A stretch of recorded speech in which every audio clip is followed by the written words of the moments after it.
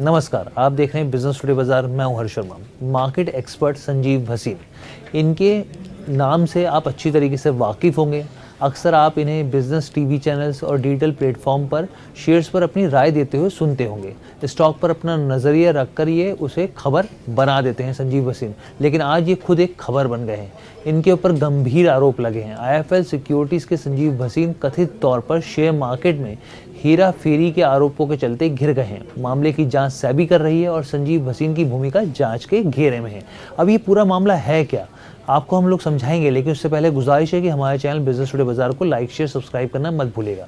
तो देखिए, संजीव भसीन पर पंप एंड डंप के आरोप लगे हैं। अब पंप एंड डंपिंग क्या होती है ये भी मैं आपको बताता हूँ। ये एक गैरकानूनी तरीका होता है जिसमें कोई व्यक्ति झूठी जानकारी का इस्तेमाल कर शेयर की कीमत को मैनिपुलेट करता है, उसको बढ़ाने की कोशिश करता है। इसमें किए जाने वाले दावे झूठे, गुमराह करने वाले और निजी फायदे से जुड़े होते हैं।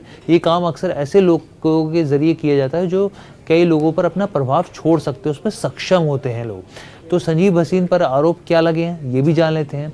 तो मीडिया रिपोर्ट्स के मुताबिक सेबी की शुरुआती जांच से ये पता चला है कि संजीव भसीन एक निजी कंपनी को कुछ खास स्टॉक खरीदने का निर्देश देते थे, फिर टीवी में आकर दर्शकों के सामने उन शेयरों की सिफारिश करते थे। जब शेयरों में रिटेल निवेशकों की भागीदारी बढ़ जाती थी और उसकी कीमत ऊपर चली जाती थी तो वो निजी कंपनी शेयरों को बेच देती थी, जिससे उनको फ़ायदा होता था। इसी को पंप एंड डंप कहा जाता है और यही आरोप संजीव भसीन पर लगे। अब सेबी जो है वो ना सिर्फ जांच कर रही है बल्कि संजीव भसीन और इस निजी कंपनी के बीच में क्या कनेक्शन है, क्या रिश्ता है, इसके ऊपर भी बहुत जांच पड़ताल चल रही है। और इतना ही नहीं बल्कि रिपोर्ट्स में ये भी कहा गया है कि सेबी के अधिकारियों ने जांच के तौर पर भसीन के डिजिटल डिवाइसेस की जांच करी है, क्योंकि देखिए जो भी डिजिटल डिवाइस होंगे उससे पता चलेगा कि किस तरीके से रिलेशनशिप है, यहाँ पे कौन सी टिप्स दी गई, कौन से ऐसे स्टॉक्स थे जो कहा गया जिसपे पंप एंड डंप के आरोप लगे। ये एक जांच का विषय है यहाँ पर। तो ये कदम सबूतों को इकट्ठा करने के लिए उठाया जा रहा है यहाँ पर।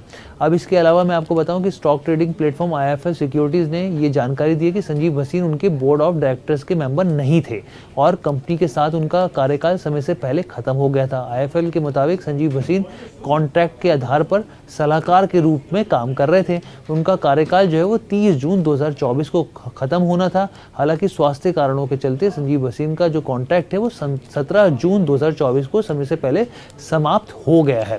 अब ये चीज़ आईएफएल सिक्योरिटीज़ की तरफ से निकलकर उनके जो बयान है वो सामने आ गया है, लेकिन हम लोग यहाँ पर आपको ये पूरी खबर जो बता रहे थे वो संजीव भसीन से जुड़ी हुई है कि उनके ऊपर एक बार स्टॉक मैनिपुलेशन के आरोप यहाँ पर लगते हुए दिख रहे हैं।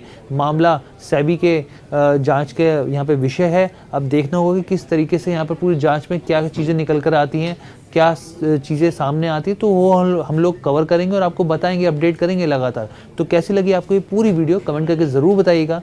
बिजनेस टुडे बाजार के साथ जुड़ने के लिए आपका बहुत बहुत धन्यवाद।